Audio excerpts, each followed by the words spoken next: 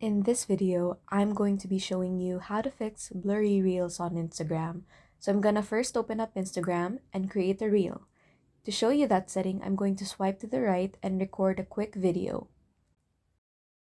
Then hit next at the bottom right and then again the next at the bottom right. Now it's hidden. At the bottom here, I'll scroll down to the bottom and you can see advanced settings.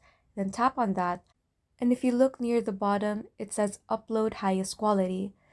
So it says here that it's going to upload the highest quality videos even if uploading takes a longer time. So I can toggle this on, and this means that even if I'm on cellular data or Wi-Fi, it's always going to prioritize to upload the highest quality video so that you don't have any kind of blurriness or pixelation when you go to upload that reel and post it on Instagram.